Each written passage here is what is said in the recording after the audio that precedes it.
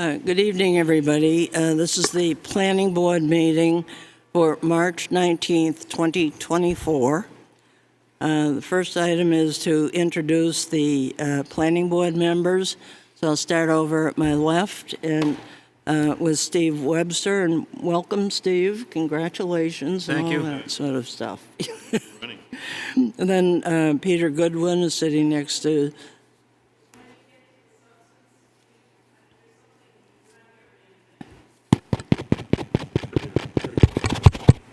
Test. Okay. All right. Okay. Peter Goodwin is sitting next to Steve, and then Roger Murray.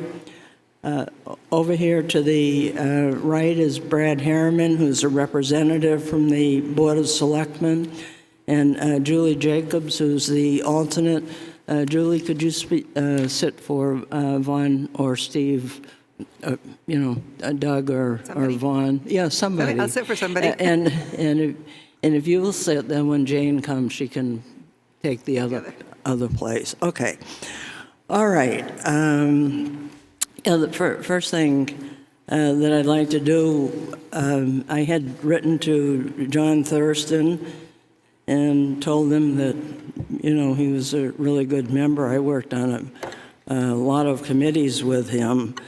And I thought he brought some perspective to the board that was needed. So I had a letter from him, and he asked if I would read it. So to my fellow board members and to the community of Wolfeboro, elected me for three-year terms. It has been a privilege to be a representative for the planning board in the town of Wolfeboro. Working on the 9 subcommittees over the 9 years has been very fulfilling for me, and I know I made a positive impact while challenging others to see things from a perspective that they are not familiar with. I do recognize that I have knowledge that others still want me to contribute, and they have been engaging me over the last couple months or so. I've been happy to share my thoughts and willing to do so to continue. But my future plans over the last year have been turned upside down, and it has been a difficult period. I do wish for a more tranquil future and a more graceful period to focus on my personal well-being. My contribution to the town of Wolfeboro and the great people of this community will always be appreciated and cherished. And he said, I wish you all well and thank you for supporting Steve Webster as my replacement. Kindly, John. And he and I did serve on a lot of committees together. Yeah, I served on a few with him, and he was always a good member. Yes, yeah, right. Okay, we have one public hearing. This is the Lifetime Green Homes LLC, Willow Street, tax map and lot 204-17, case 2023-22, special use permit for 6-unit multifamily building within the wetland setback and buffer. And this was continued from January 16th, 2024 until tonight. The applicant is not present and has asked for us to further continue this matter until, was it May? Until May. It seems that the project has changed. I have no idea how it has changed, but I don't know how the rest of the board feels, but it seems like we should just deny this right now without prejudice. And, but I'd like to hear from other board members. Kathy, does Yes. that mean that he could just start over without prejudice? He could just cancel and start over? A new one? Yeah, he'd have to submit a new application and everything, but if he's not going to go with the 6 units, doesn't. Is there some reason why we only received a portion of the email? I sent the portion of the email that was relevant to the special use request. Does that mean there was something more that was pertaining to the application? It did not pertain to the application, no. Did it pertain to duplexes? No. Okay, I'll make a motion to deny this without prejudice. I second that. Okay, all in favor, please say aye. Aye. Aye. Opposed? Okay, all right. Next item is under the discussion items. This is a conceptual review and no action to be taken. Oh, okay.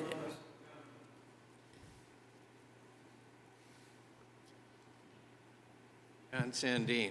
Several of us have come here tonight to specifically speak to the special use permit.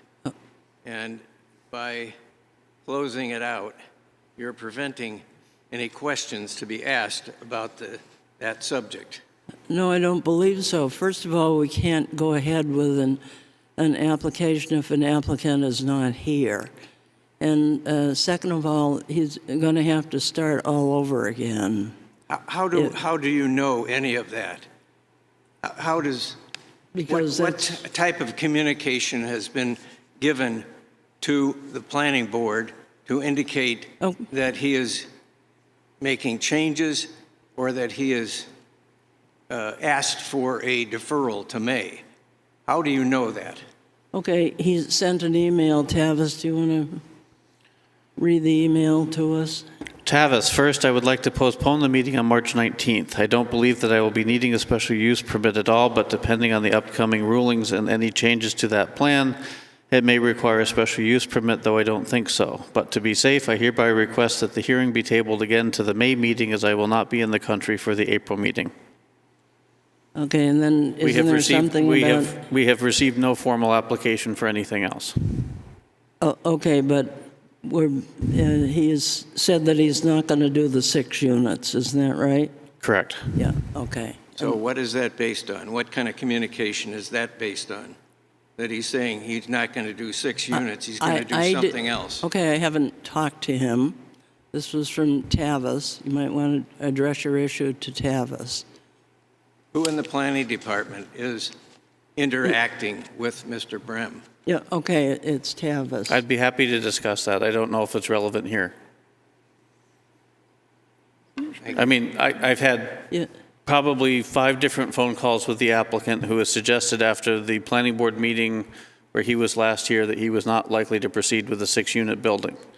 I suggested that any changes to his plans are going to require a new application for site plan and special use permit. I asked him again because I had no formal answer as to whether he was going to be here tonight until he sent this paragraph. So that's all the planning board has and all I have. Okay, but there will be a complete application when he resubmits.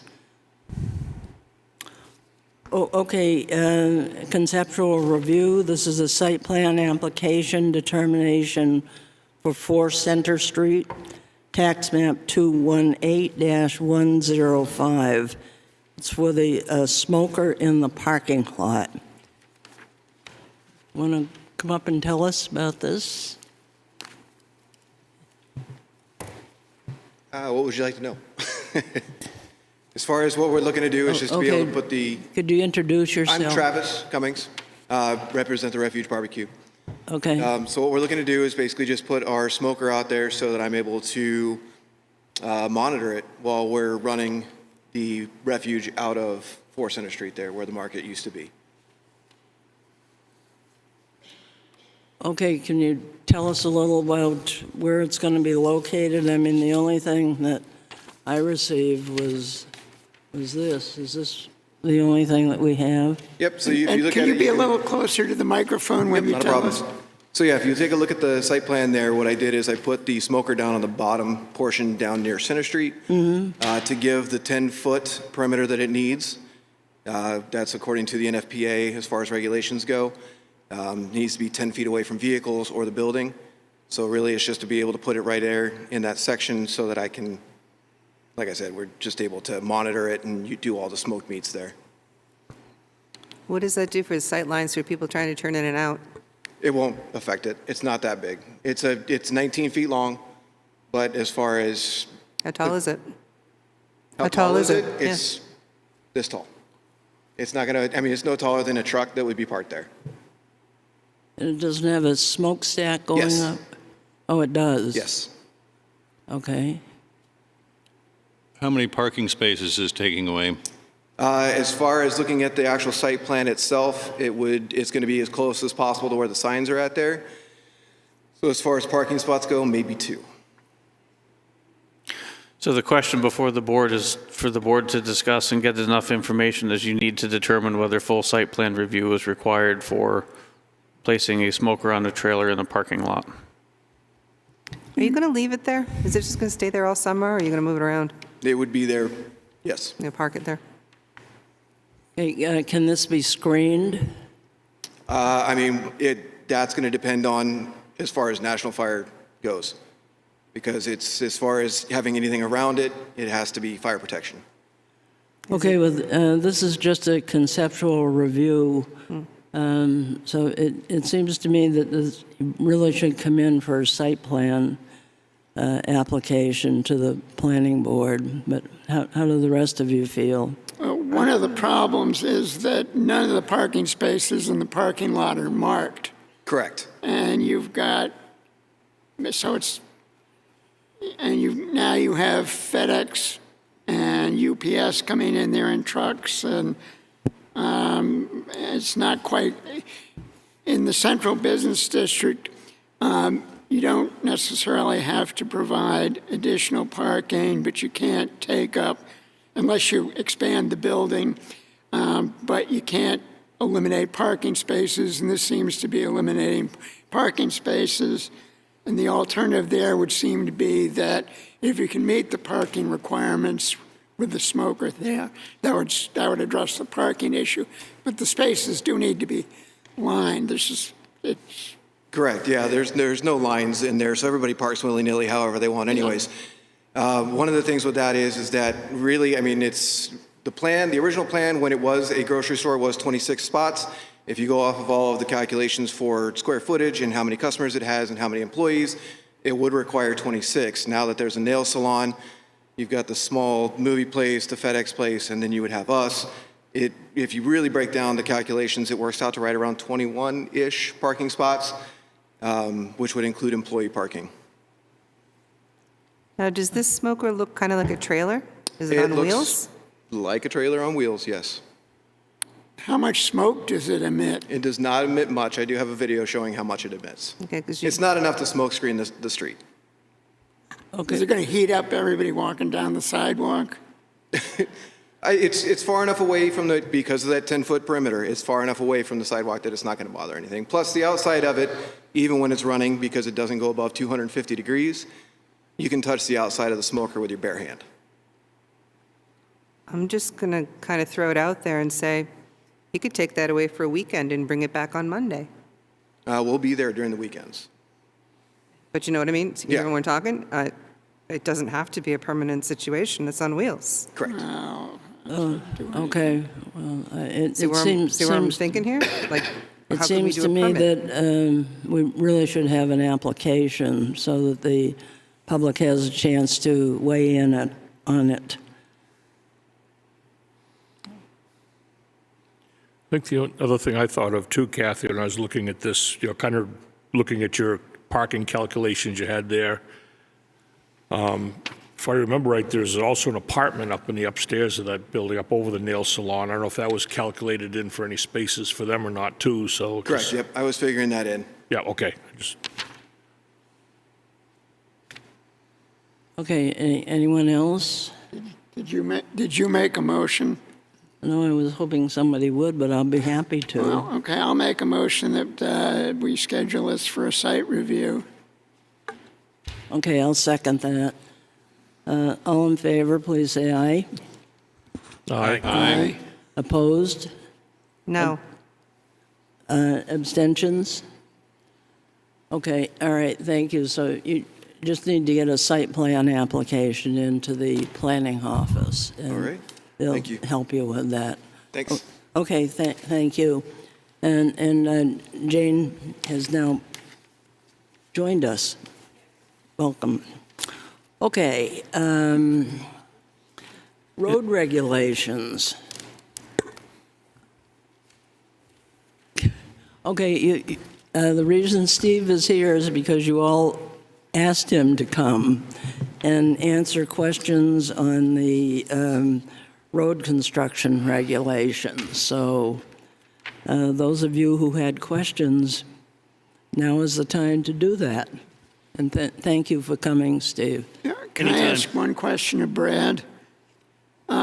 Did this incorporate your suggestions from the last meeting? There's one that I was looking through here earlier that I didn't see get in there. One was identifying the state ID numbers for the gravels for the 3043, 3044. I just thought that would be nice to have that in there so that if a contractor's looking at, say, working on a road there, you know, the engineers would probably know, design a plan, they could refer back to all the, you know, the DOT, you know, numbers and all that stuff. But, you know, from the world that we came from, the contracts and stuff, it'd be nice to know that, okay, the base gravel needs to be the 3043 and, you know, vice versa. So, I agree. yep. So if we could get that added in, I think that was best placed on page 8, where it kind of talks about the estimated average traffic volume. I think that's where it's, yeah, on the 4.06, where it has a gravel depths, has a gravel and crushed gravel. We could just add those identifying numbers into those two units there. Okay, thank you. One of the reasons that didn't occur is I've been spending time trying to find, first, the missing 3 figures that no one can find. So I'm going to suggest that those figures come out. But ultimately, the goal before this comes back again, after you have time to ask Steve additional questions, is specifically to modify 4.06, 4.07, et cetera, on page 8 through 9, and then put a cross-section in so that the gravel sizes are shown on both the cross-section and the table. Yeah, I think that would be very good. Okay, other questions? I just want to say thank you for putting it like this with the red and the black. It was much easier to read. Okay, go ahead, Peter. I question the dates associated with the New Hampshire Department of Transportation standards, as in there's like a 1990 and there's a 1992 and all that. Should those numbers be removed because it will just be the standard rather than one made in 1990? So that you're not going to have to update it every year or every time they make a change? Well, I think if you do this, so I'm assuming when Tavis put this together, he pulled the closest ones he could find as far as the regs go for that. When you do that, they are updated every so amount of years. So we could do it to just, I mean, you could change the phrasing to newest. If you change the phrasing to newest Currently state accepted? reg, Or- newly accepted, excuse me. The problem with that is they change these so much that not to tell you guys what to do, I think you would want to pick something and keep that standard, whether it be as of 2024, this is the one we're going to use, that Wolfeboro adopts, blah, blah, blah, and then the next time it gets reviewed, change it then. I think you need some sort of a date to tie it to, because they do change all the time. And if you don't put one in there, I think it opens up the question, which one are you using? You don't think current would work? Well, current changes, so define current. So if you guys decide on whatever today. Well, and if the statute says current, as it changes, that's going to change. Now, if you want to open up to that, that's fine, but the road widths and gravel depths and all those will change all the time. Or potentially could change all the time. But that would mean that every time there's a change in the DOT standard, we would have to do an amendment, or we Correct. just ignore it. Correct. And so if we ended up saying it was to the DOT standard, You could do that, and it then just. that would then end up puts it meaning back- that we wouldn't have to come back every time they made a change. If you want to do that, then it just puts it back on the engineers and contractors, whoever building the road, to make it to current DOT standards. Again, I am perfectly fine with that, because the better the road, the better it is for all of us. So I have no issues with that. Okay, that does make some sense. I think we've kind of done that on page, 8 and 9 there, under item 406 through, 418 there, is we've spec'd out the width, the depths of the gravels, and we've agreed to identify, the gravel specification there. So we do have even if the standards change there, we have itemized out what we want for Minimum. widths, depths, and everything there that wouldn't change if they did change the standards of DOT, in 2 years or whatever. So we're still covered that way. Well, yeah, but section 1, the third paragraph says November 2000. Yeah.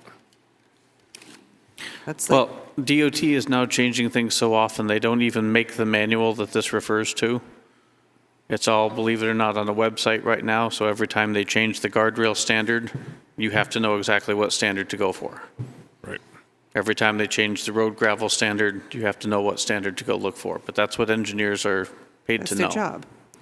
But 2000 was the last one? For that part, probably. Well, I mean, this is authority and purpose. There isn't another one that's closer that we could choose as the starting date? I think what I'm hearing is that language would be changed to, This is a reference to the town regulations, I believe. correct, that one is, yes.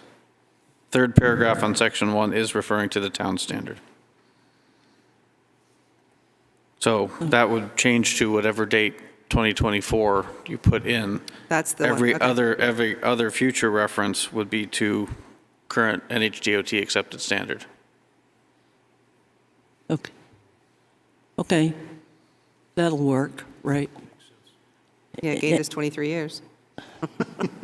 Anyone else have any questions?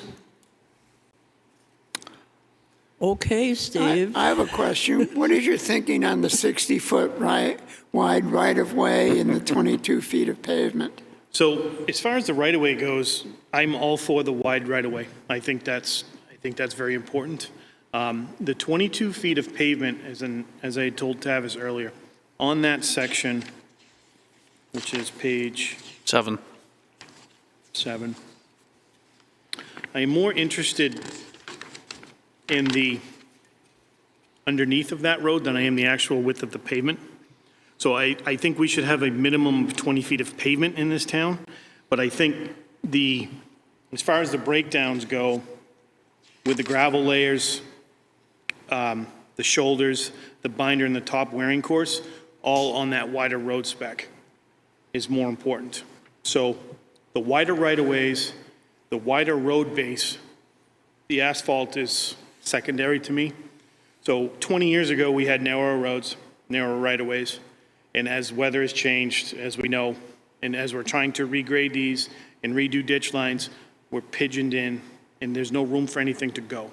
So if we can set these up to give us that room, so that we don't, in 20 years or whatever might happen, we have some room to make that for the expansion without having to go through a whole lot of hacks.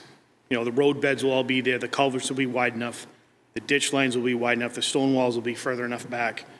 But, and like I said, if you want to pave them 20 feet, so be it. Okay. So with that, 402, 403, 404 could conceivably have an asterisk or some other footnote indicator that said planning board has ability to modify this in consultation with Director of Public Works. Because if the planning board is looking at a neighborhood design, I won't use names of projects, but there are subdivisions that have gone in town where the original subdivider said, this will forever be a private road. And 30 years later, the new residents come in and say, we'd like the town to take over this road. That is actually the predicament Steve's trying to avoid with the wider right-of-way and getting the base in place. If the planning board said, for now, it's going to be a private road, 20 feet of pavement is fine.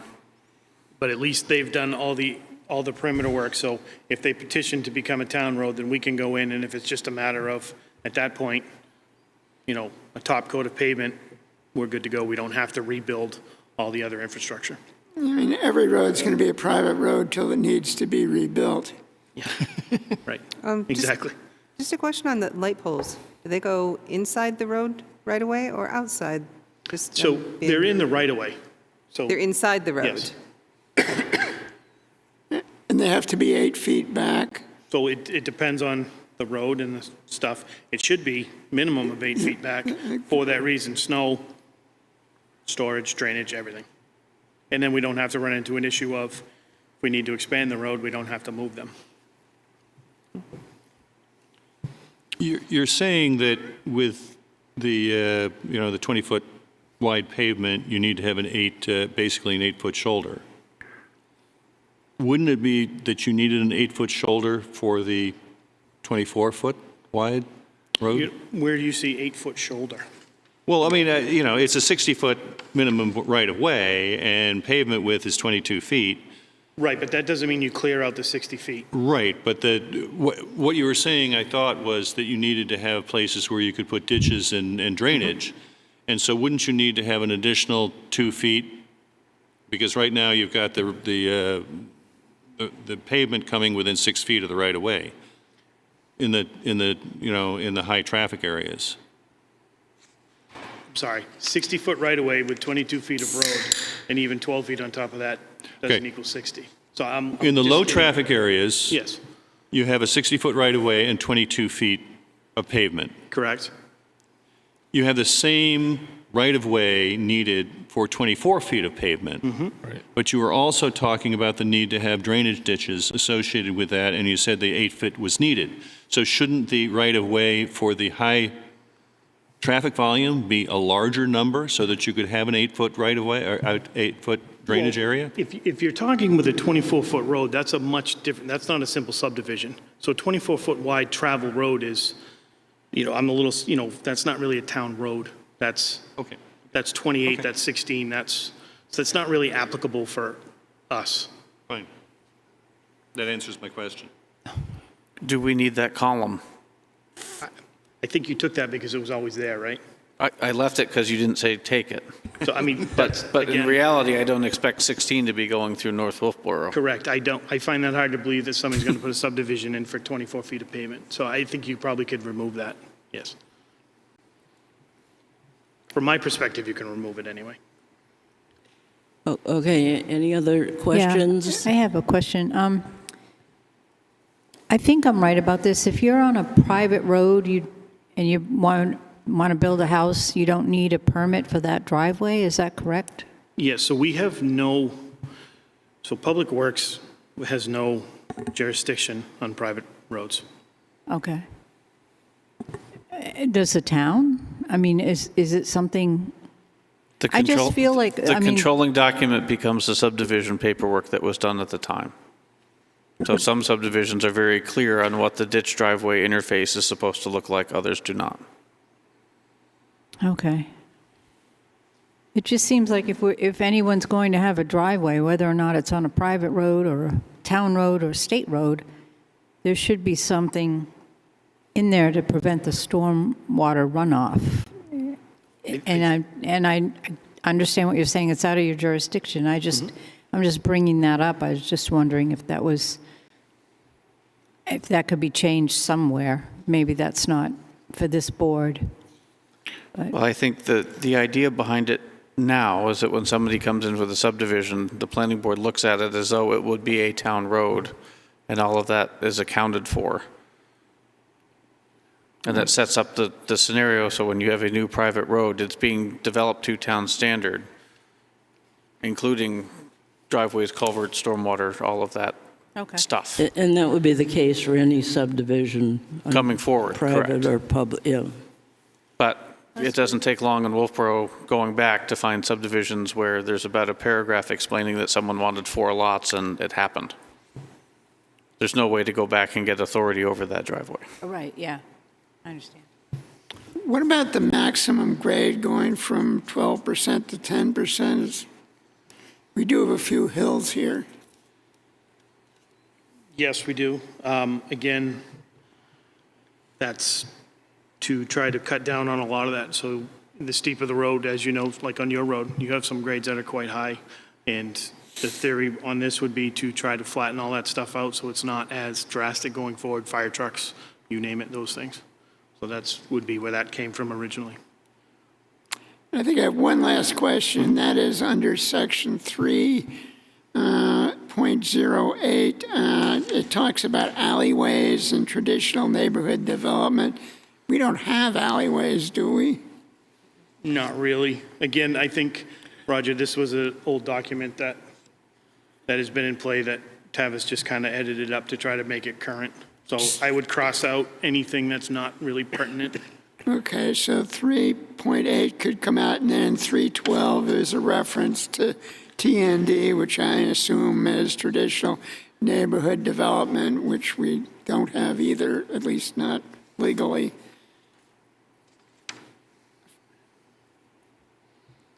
Okay. I don't mean to suggest that our neighborhood developments are illegal, we just don't have the structure for that. Okay, anything else? Okay, thank you very much, Steve. Yes. Anytime. Okay, and there will be a public, Could I suggest Audrey is here? yeah, well, just a second. Are you here to talk about roads? No. What? No, we're gonna, I was just gonna say that we'll be setting this for a public hearing. Yeah, okay. And so at that time, that would be good. Okay. All right. I was just wondering if Audrey is here, whether Audrey is here, whether she could go first, because we have other things which may not be pertinent to her. Okay. All right. Is that okay with everyone? Okay. Are we done with the roads? Yes. Hi, thank you for putting me on the agenda tonight. I've written out what I'd like to say, so I'm just going to pretty much read it to you. Some of it you already know, but. So the purpose of zoning is to regulate the impact of uses on neighboring properties and manage the growth of a town. With regard to short-term rentals, zoning regulations identify acceptable parameters under which a transient residential use will have an anticipated and acceptable impact on the immediate neighboring community, as well as the overall impact on a town's commerce and housing needs. Let's take, for example, the recent teardown of 71 North Main Street on the corner of Libby Street and North Main Street. I think you're all probably familiar with the location. This location is the last property on North Main Street that lies in the C1 business district. The house was in poor shape, and from what I understand, was not a reasonable structure to renovate or rehab. Being in the C1 district, there are many appropriate uses that could be located on this parcel. That is why I was a bit surprised and very pleased to see the building permit approved on January 29th for a single-family dwelling with 5 bedrooms and 3.5 baths. What a great location for a family that can afford to purchase and build what is proposed to be a $1.5 million investment on that lot. With that in mind, I reviewed the building permit paperwork and plans. In my opinion, the design is attractive with what I'd call a modern farmhouse style that is largely consistent in scale to the other buildings along North Main Street. The parcel is tiny. The previous structure was most likely legally non-conforming or grandfathered, even given the current small setbacks to the property lines of 5 feet for residential development. I was surprised, however, that the planning office did not require a survey of the property to either confirm the parcel boundaries or to formally pin the location of the legally nonconforming structure setbacks and encroachments. The computer drawings provided are rudimentary in nature, lacking conventional drafting techniques, which raises the question of whether the hand measuring to property lines is adequate to describe the grandfathering portions of the new design. The property lines are fudged in a couple of places to make it appear that the proposed building is no more nonconforming than the existing. It is not reasonable to approve a building permit with a site plan submitted that looks like that. Where is the survey? Why is the default burden placed on neighbors to defend against shoddy development practices? Isn't it part of the permitting process for the project to verify that they are complying? For the project to verify that they are complying, not the neighbors. I thought that was in fact the entire purpose of application for a building permit. The lack of administrative rigor is costly to both the neighborhood and the applicant, as poor review opens the door for appeals of those approvals, leading to rehearing requests and further appeals to higher courts for many months or even years. Looking in more detail at the drawings, the applicants themselves indicate that the expected occupant load for the single-family dwelling is between 16 and 20 people. 16 and 20 people. Now it becomes clear this is a structure to be used for short-term rentals with a master suite for 2 people, a family suite with 5 beds, and a queen bedroom for 2 people, and a 6-person bunk room on the 3rd floor, as well as several pull-out couch areas. A perfect place to accommodate a wedding party with a wedding venue directly across the street. How many single-family or duplex parcels are there subject to this same type of development? Many, 50, 100, just in the downtown area. What could possibly go wrong? Does anybody in this room believe for a minute that 16 to 20 people will only need 4 parking spots? What do you suppose is going to happen to the storm runoff? What about the life safety aspects of 16 to 20 transient individuals sleeping overnight with no fire alarm or sprinkler system?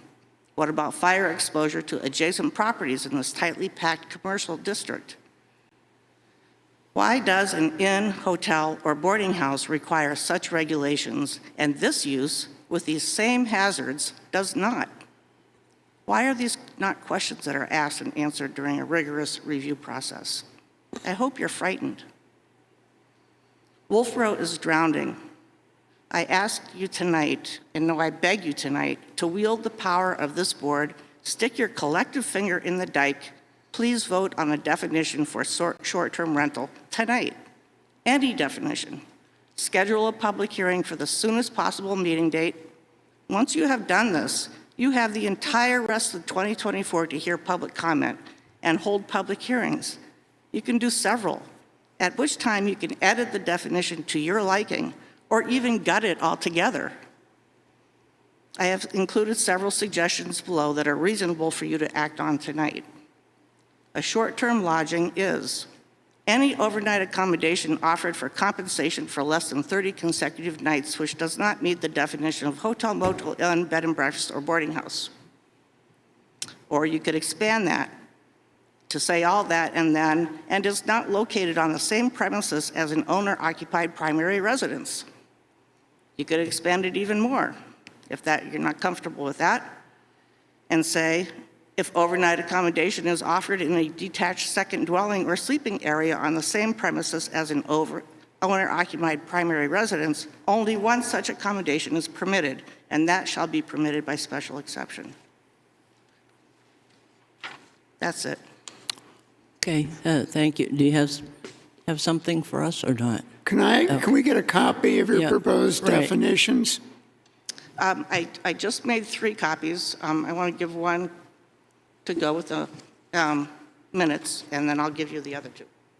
Oh, okay, well, we can copy it.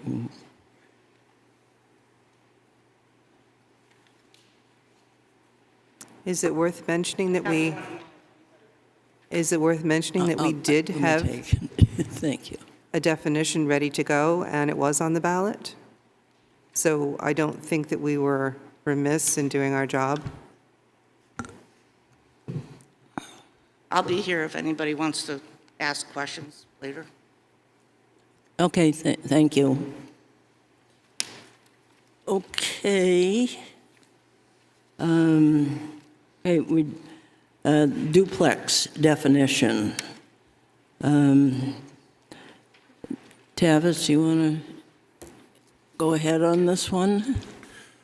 Well, I gave the board a memo to discuss. The real question is, as I pointed out, so for those following along at home, the current definition of dwelling comma duplex is a building and all accessories thereto principally used, designed, or adapted with two dwelling units of similar proportions, the living quarters for each, which are completely separate. A single-family dwelling with an accessory dwelling unit is not a duplex dwelling unit. So the question that is being asked is, what does with two dwelling units of similar proportions mean? So many people in town or on the board, when asked, that means it's basically a house cut in half.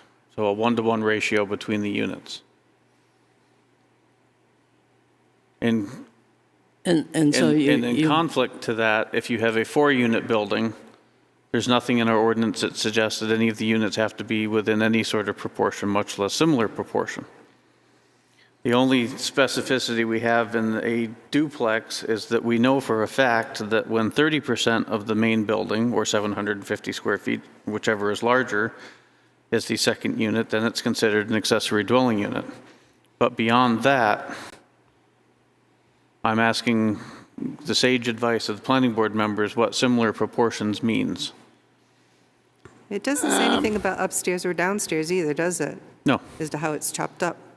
Well, one of the rules of statutory construction is that when it's not defined in the ordinance, you look at in the dictionary, and similar is defined as having the same shape with the same angles and proportions, though not necessarily of the same size. And that's a definition of duplex? No, that's a definition of similar Yeah, okay. for the purposes okay. of similar proportions. So where this comes from is that the controlling language over the construction of a 1- and 2-family home is the International Residential Code. IRC doesn't provide for any requirement of proportionality. So the question raised its head recently with an application, was a unit a duplex or not? The zoning board determined it wasn't. Again, that was basically looking at the ADU definition to make that call. What I'm telling you is that the building official right now, if it is not 1-to-1 in the ratio, i.e. 1,000 square feet, this unit, 1,000 square feet, that unit, and we're talking about the habitable space, not the house plus the garage plus what have you, whatever's in the structure. It's just that area and the definition of a dwelling unit, which is bathroom, kitchen, living, bedroom. So my suggestion is the board either define what similar means, not literally the word similar, but what similar proportions means to the board for the benefit of the town, or, like many towns in New Hampshire, simply say 1- or 2-family dwelling. So going through the zoning ordinance, the vast majority of the zones in town allow duplexes. I say somewhat sarcastically, whatever that means. And we allow single-family homes, and then we allow ADUs in every zone that allows single-family homes, which is every zone. Okay, well, yeah, I did look at some other towns, and it seems that duplex is only, I mean, I didn't look at a lot of them, maybe 15 or 20, but duplex shows up in Alton, and then in Belmont, it says 2-family or duplex. And then they define the families as living independently. Hanover has single-family dwellings, 2-family. New London has single-family, 2-family. And let's see, Sunapee is the same. Guilford, Guilford has single family and two family, so I don't know if that's anything people want to consider, but it is a. Well, first of all, the International Residential Code has no bearing on how we define things in the zoning ordinance. Zoning ordinance does require that buildings comply with the building codes, but how you define things in the zoning ordinance does not have to have any bearing on the codes. You could define black as white, and as long as you were consistent, that would be doable. I think one thing to keep in mind is that this provision has been in the ordinance for, I don't know how long, but it's very, very long. We do have duplexes in town. Tavis said that he'd had 6 applications come in, and it's my understanding that none of these had a problem with the definition. I know that recently we had 2 duplexes go in on Pleasant Valley Road, one in an existing house and one new construction. When we talk, whatever we decide about duplexes, that should be completely separate from accessory dwelling units, because what governs them is separate. The state stepped in with ADUs, and there's something you can do with an ADU you can't do with a duplex, and there's certain things you can do with a duplex that you can't do with an ADU, so they should be considered separately. Correct. So part of the question is, what public health, safety, welfare benefit is it to the townspeople by having similar proportions as a requirement in a duplex? I think if that were challenged in court, it would lose. The trying to require them, if they were challenged for requiring separate and equal, that would not be challengeable in court. Could we look at proportions? I did a little sketch here. It has a layout of similar proportions. One side is 24 by 32. The other side is 12 by 16. So the proportional sides are half on one side and half on the other. But Steve, that doesn't always work. So that's proportional. It's mathematically calculable. You can change the figures and calculate what the proportions are. And that's what proportion is defined as. Right, but I've got 2 girls that are both just doing the upstairs, downstairs thing in these 2 places they've been. Both of them have lived upstairs. The upstairs has been much smaller than the downstairs. By the time you took out all the staircases and the entryways and all that other stuff that got chopped out of their portion, they ended up with a much smaller duplex. So that's the question. How much smaller than the downstairs can the upstairs be and still be similar proportion? Well, it has to be mathematically proportionate. Yeah, but the way that the house that was chopped up was designed, it was quite a bit smaller.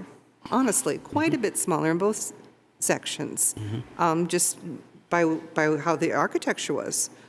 That was how they could, make the cuts and make the stairways work, taking a single-family home and chopping it up. And that should be allowed. A duplex, typically, one is the same as the other, and they're side by side, and it's a duplex. Yeah, these are But when you upstairs, add downstairs. proportional, you can make one proportionally smaller, which gives you flexibility to have that flexibility. I would venture to say that the people who wrote this, whenever they wrote it, had to do with, they weren't talking about the proportions as in the similar shape. They were talking about the similar area, which therefore is a fault of the regulation. But I think that, right now there is the gray area where if it is going to be a 1-to-1 ratio, which similar proportions, that would be one way to read it. And now you go to the ADU, which is 30% of one size. Well, okay, what do you do to deal with the area in between? And I don't really know what the answer is, whether you end up saying that a duplex ends up having something which is, 3169. And in some ways for our housing issues, which we have, that might end up being a very useful thing to have because of the fact that it would have, a place for a family and a place for a couple. And so therefore, but in some ways it would be like an ADU. There's the issue of how we end up defining. Well, there are significant differences between a duplex and an ADU. I don't want to blur that line at all. Right. But to that end is an 80-20 similar proportions. If you think about it, if you have an existing single-family home and you carve out an area as a second unit, not an ADU, but you carve out an area as a second unit, the outside of the box isn't changing. In this example, 1216 versus 2432, it's a 4-to-1. It's 25%. Is that a similar proportion? That's the question. But it needs to be that kind of proportion. substantially similar proportions. Well, his are very similar. They're the exact same squares. Those are similar proportions by math, by definition. Sorry I said no to you before. Yeah, I get it. Okay. I think it's fine the way it is. Anyone else? So if you ended up saying similar. Microphone, please. Similar proportions, if you'd said similar square feet, similar area, living space. What is? If you change proportions to living space. That's what is actually being done in similar proportions. Correct. According to the town attorney, it is the living area, the habitable space of each unit of similar proportions. And my question is, what is similar proportions? So what happens is if the building inspector reviews a plan and believes it's not similar proportion, in every instance, the zoning board will ultimately be acting on a denied application as to whether it is or is not of similar proportion. My question for the board is it really appropriate to have an ordinance, although it's been written this way for a very long time? Is it appropriate for the zoning board to be defining what the planning board meant when it created a definition of duplex? I'm not saying the zoning board would do a good job or a bad job. They'd land on it however the argument was made. My question is, what is the planning board trying to make available for the town? Do you have a suggestion for wording that might make this clearer? I think a duplex is a two-family home, which is two independent living facilities, two independent living units within the structure. Maybe it's an outmoded word. Well, that was sort of what I was wondering, too. Well, whether it was- duplex is a word that just means two units. In Wolfeboro, it's two units with two dwelling units of similar proportions. It's the similar proportions that... We could just say it's a two-family house. Correct. Well, then how is that different from an ADU? As an ADU is a portion of an owner-occupied structure. The owner does not have to live in the duplex. That becomes two potential rental units. Or to go off the earlier discussion, two units that could be used for short-term rental. Or condos. Or condos. You could condo a duplex, you could not condo an ADU. Audrey, did you? Well, I think she. Well, just a second. Audrey, I think, had indicated an interest to say something.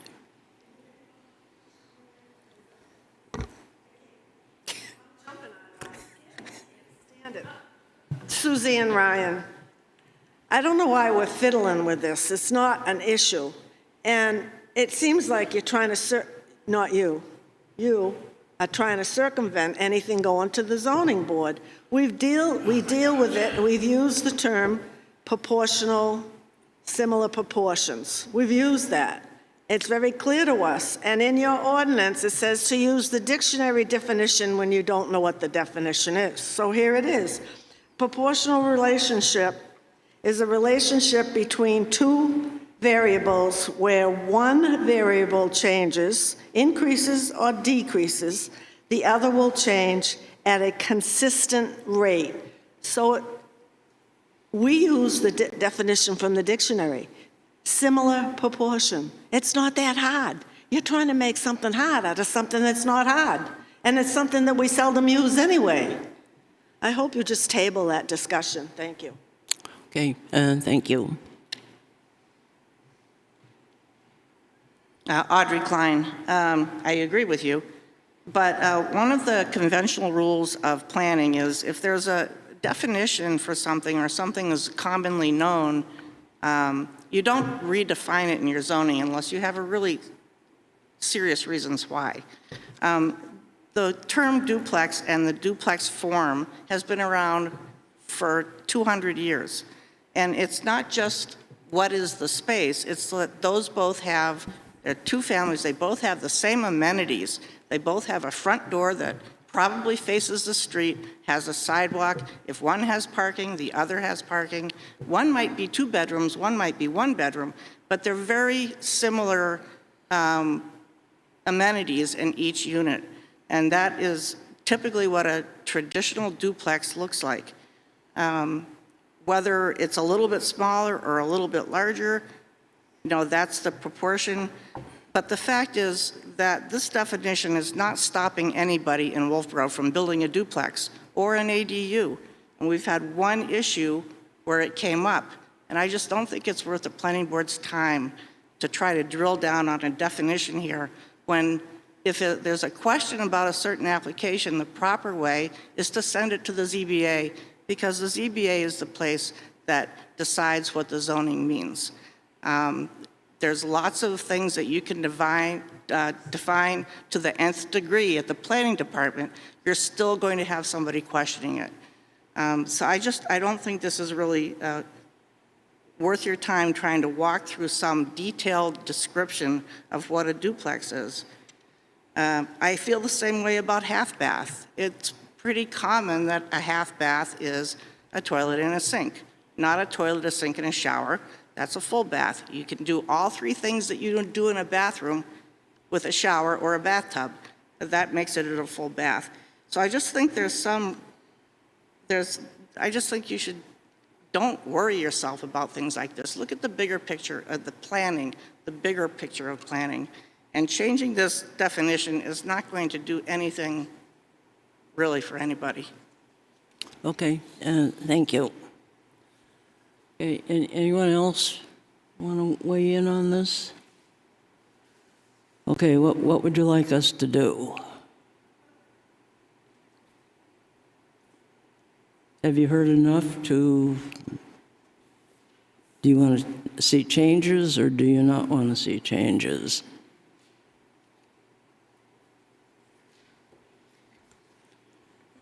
I believe that there is a significant reason to go with a historical definition of a duplex, which seems to be what is there. I think that there is an issue with the word proportions. It might be that it's with similar living quarters for each, or something like that. But the proportions end up being something which you pointed out is there is one way to deal with proportions, and then there's another way to look at proportions. One is the total square footage of a particular area, and the other is the same shape. And one is sort of a mathematical definition, and the other ends up perhaps being a way that people talk about housing. I would like to give a thank you, different view Peter. on that. I agree with a lot of what you just said, but I do believe that maybe this is just a term that has seen the end. Hence, all the things that you just went through with all the other towns have gone ahead of us and changed it to some definition that's a little bit easier for everyone in the world to understand now. 1 family and 2 family, and then multi-family. Okay, And you heard it in the public comment. Maybe one of the units is a little bit smaller, maybe one of them is a little bit smaller. This is not a question I raised. This came from the code officer who said, how much bigger or smaller? And I said, when in doubt, deny it. right. So that's how it'll be treated if nothing changes in the ordinance. And some people will be happy and some people won't, and some people will appeal and some people won't.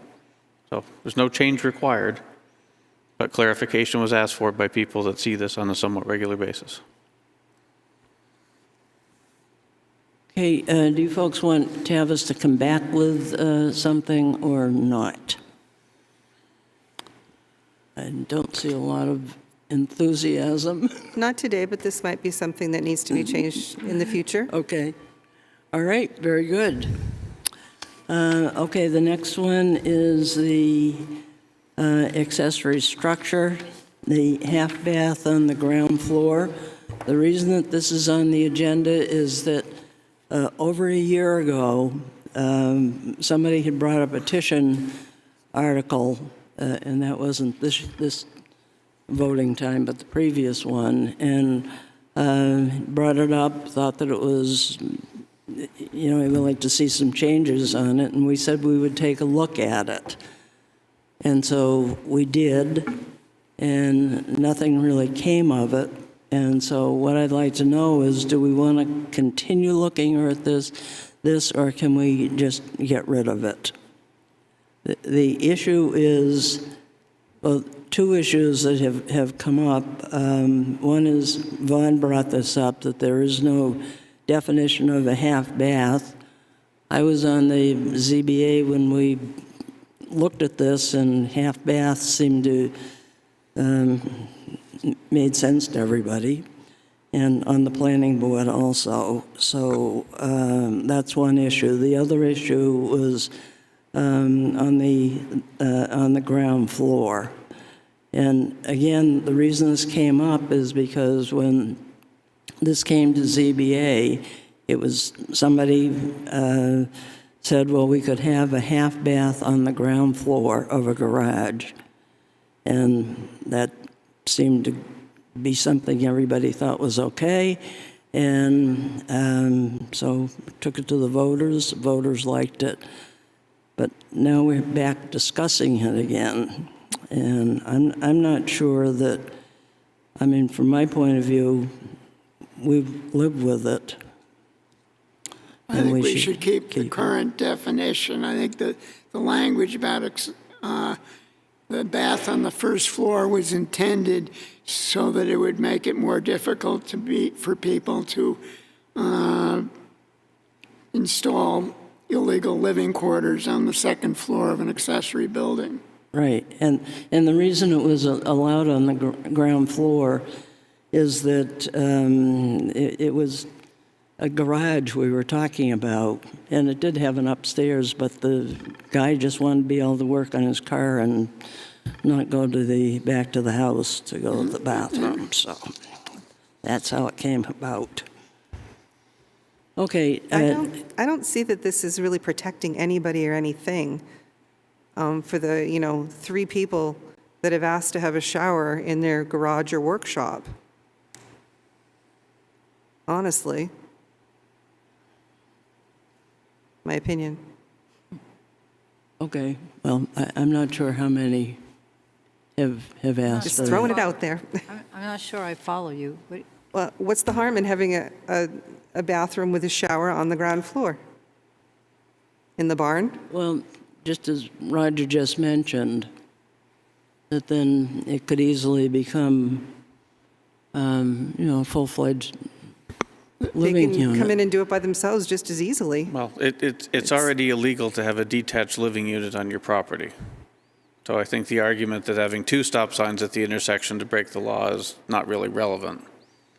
But so far, the only people this has impacted in the time I've been in Wolfeboro is people who probably would never think about having an apartment in their pool house, but there are a number of people in Wolfeboro, believe it or not, that want to have a pool house with a full bathroom. So another way to address that while leaving half bath on the ground floor would be to include pool houses in the exceptions. But I understand that could be someone's Pandora's box to an apartment somehow. Okay, so you want to take this off the agenda or keep it on? Taken off. Is that okay with everybody? No, I think we should keep it on, because the people who have been complaining have been the contractors that have been trying, it's on their blueprints, they're supposed to be building this, the owner wants it, and then it's like, oh, you can't have that.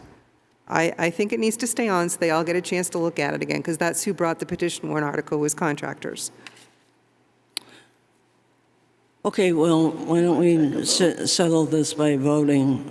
I'll make a motion to no longer consider the accessory structure half bath issue. I'll second it. Okay, all in favor? Aye. Opposed? No, Okay. All right, so one opposed. it's lonesome in my field tonight. Yeah. Okay. All right. Okay, I think that gets us through the agenda, if I can find my agenda here. Yep. Okay, public comment. Suzanne, it's your turn. Okay. All right. Anyone?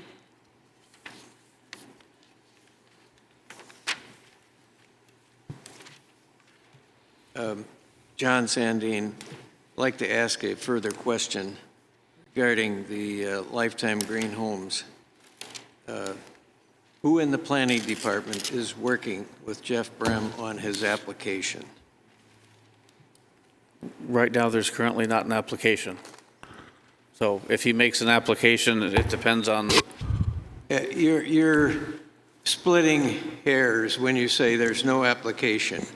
There is some discussion. You indicated that you had discussion with him, and you indicated there were many emails. I'm asking who else in the planning department has talked to Jeff Brem regarding what he's proposing? he's talked to myself and he's talked to the building official, Building, building official, Inspector. code enforcement officer. okay. You have to understand that happens on a regular basis with multiple properties. There were probably 20 different people today talking about what might I be able to do with my property. I agree. So, But, you know, I think we need to be clear and transparent as to what's being discussed here and who's discussing it. And I'd like to ask a further question. Is one of the applicants, one of the people discussing duplex, Jeff Brem? yes. Okay. That clears it up for me. I mean, to expound upon that further, he currently has a denial in his hand because he does not have similar proportions. All the more reason to ask, what did the board mean with similar proportions? Because that's the third within 3 months that has not been able to meet similar proportions. Okay, anyone else? All right, on to the minutes.